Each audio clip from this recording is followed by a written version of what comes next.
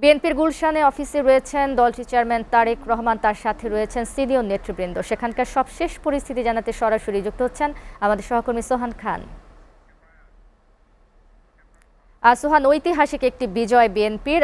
আপনি আছেন গুলশানে বিএনপি অফিসে, সেখানে তারেক রহমানের সঙ্গে কারা কারা এই মুহূর্তে সাক্ষাৎ করছেন এবং সার্বিক বিষয় আমাদেরকে জানাবেন।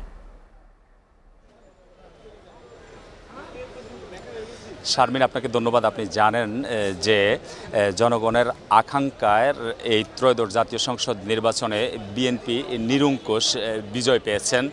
যেমনটি আজকে দুপুরে নির্বাচন কমিশনের যে তথ্য মতে আর কি বিএনপি এককভাবে আপনার 209টি আসন পেয়েছেন এবং জোটগতভাবে নিকটতম প্রতি 68টা আসন পেয়েছেন, আর বাকিগুলো অন্যান্য এনসিপি সহ অন্যান্য দলগুলো পেয়েছেন। তো যেমনটি আপনাকে জানাতে চাচ্ছি যে আজকে দুপুরে জুমার নামাজের পরেই কিন্তু তারেক রহমান তার কার্যালয়ে এসেছেন এবং সেখানে একের পর এক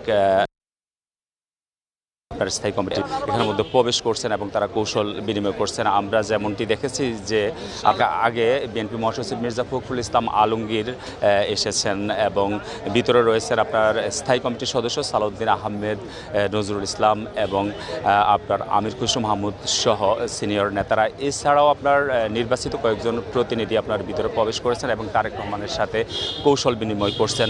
আনুষ্ঠানিক কোনো বৈঠক না থাকলেও অনানুষ্ঠানিকভাবে হয়তো বৈঠক হচ্ছে, যে বৈঠকে আগামী দিনের সরকার কিভাবে গঠন করা হবে এবং এই সরকারের হয়তো মন্ত্রী পরিষদ সহ কর্মপরিকল্পনা নির্ধারণ করা হচ্ছে এবং আগামী জনগণকে যেই সকল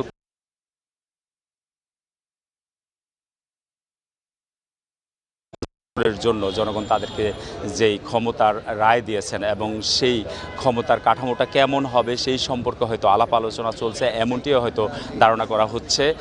এছাড়া হয়তো আগামীকালকে হয়তো আনুষ্ঠানিক হয়তো স্ট্যান্ডিং কমিটির বৈঠক হওয়ার কথা রয়েছে। এছাড়া আরও হয়তো কি বাকি তথ্যগুলো হয়তো আমরা মহাসচিব বা স্ট্যান্ডিং কমিটির কোনো মেম্বার হয়তো বের হলে হয়তো আমরা সেখান থেকে হয়তো পরিপূর্ণভাবে হয়তো জানতে পারবো। এছাড়া বিএনপির এই বিজয়কে কেন্দ্র করে সামনেই কিন্তু আপনার রাত থেকেই কিন্তু আপনার নেতাকর্মীরা এসে ভিড় করছেন। আপনাকে যদি দেখাতে চাচ্ছি যে আপনি দেখতে পাচ্ছেন যে আপনার কার্যালয়ের সামনে কিন্তু আপনার বিভিন্ন ধরনের তৃণমূলের নেতাকর্মীরা কিন্তু অপেক্ষা করছেন এবং তারা বিভিন্ন ধরনের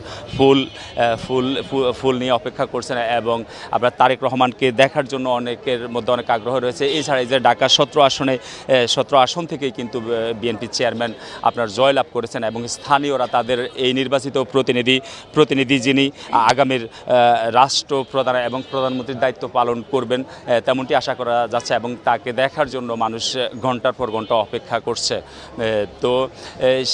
তবে শারমিন, এই ছিল আমাদের কাছে গুলশানের চেয়ারম্যানের কার্যালয় থেকে সর্বশেষ তথ্য।